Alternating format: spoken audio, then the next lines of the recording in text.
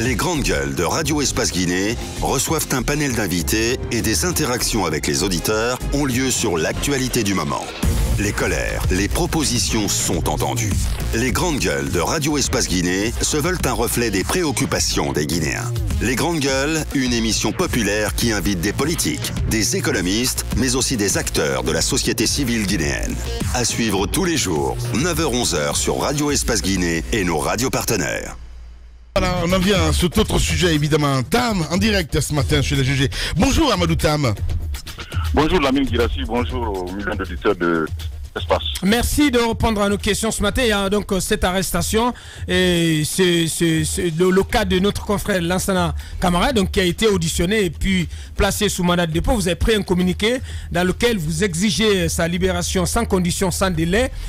D'abord, racontez-nous, qu'est-ce que vous savez de ce qui lui est reproché? On parle d'un article dans lequel il aurait diffamé le ministre des Affaires étrangères. Qu'est-ce que vous en savez? Ce qu'on sait, c'est qu'il s'agit bien d'un délit de presse, parce que Lansana Camara est un journaliste quand même qui a beaucoup de vécu, beaucoup d'expérience.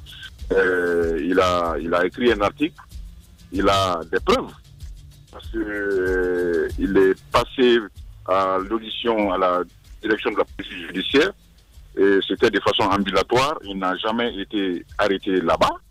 Depuis plus d'une semaine, cette procédure était là-bas, était en cours, était pendant devant la direction de la police judiciaire.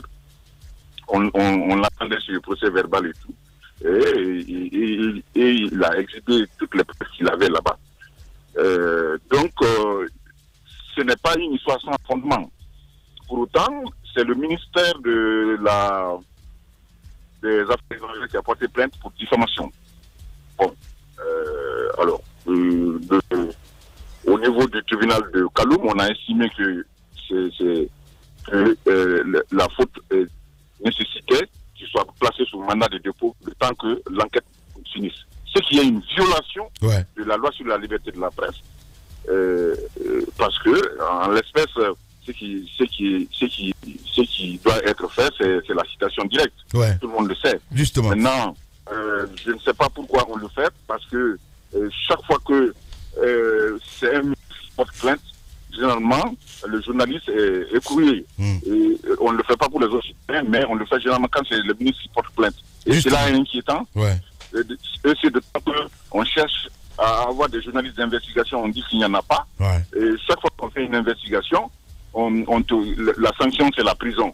Et au même moment, on est étonné de voir que Reporters sans frontières nous donne des mauvaises notes. C'est un recul de la démocratie. C'est une violation flagrante de la loi sur la liberté de la presse. Nous demandons, nous exigeons qu'il soit libéré immédiatement, sans condition. Cela ne va pas l'absoudre de délit, mais nous voulons juste que la procédure soit respectée, parce qu'il peut répondre des faits qui lui sont reprochés sans qu'il ne soit incarcéré. Bien. Amadou Tam Camara, il faut le rappeler, un président de l'AGIPEL, l'association guinéenne de la presse en ligne, en direct ce matin. Et du côté de la HAC, justement, est-ce que vous avez interpellé la HAC, Amadou Tam Camara? Oui, absolument. Je suis entré en contact avec la présidente, madame la présidente de la Haute Autorité de la Communication hier soir. Oui. Elle a passé quelques coups de fil. Bon, je pense que le ministre de la Justice n'est pas là. Je l'ai eu aussi. S'il n'est pas de bureau en Guinée forestière. Oui, il était à Kissidougou. Oui, absolument. Donc, ce qui c'est qu'on n'a pas d'interlocuteur de poigne. On est en train de voir pour entrer en contact avec le ministre lui-même, le plaignant, le ministre des Affaires étrangères, parce que il avait le choix, il pouvait porter plainte à la HAC, mais il voulait une procédure plus coercitive en allant à la justice. Et apparemment, il a tout fait. Alors, Tam, il y a quand même cette procédure sur laquelle il faut insister.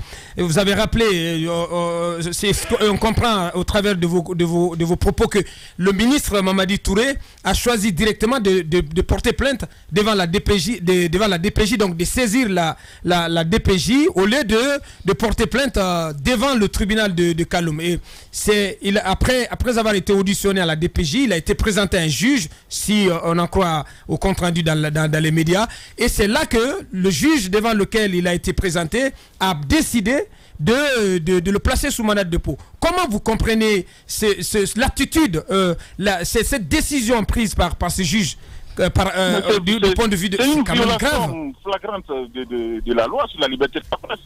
C'est comme... vous savez, il n'y a pas de sanctions privatives de liberté en matière de délit de presse. C'est très clair là-dessus. Ouais.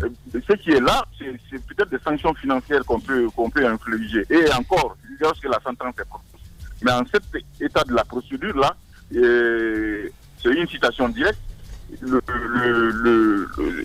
mis en cause doit pouvoir venir répartir libre. Bien. C'est ça la loi. Allez-y, Moussa Moïsila. Monsieur Tam Camara, n'avez-vous pas fait le constat que depuis un certain moment, il y a des assauts répétés contre les journalistes dans notre pays? Vous allez répéter la question, hein. Allez-y. N'avez-vous pas fait le constat, monsieur Tam Camara, que depuis un certain moment, il y a des assauts répétés de l'exécutif contre les journalistes en Guinée?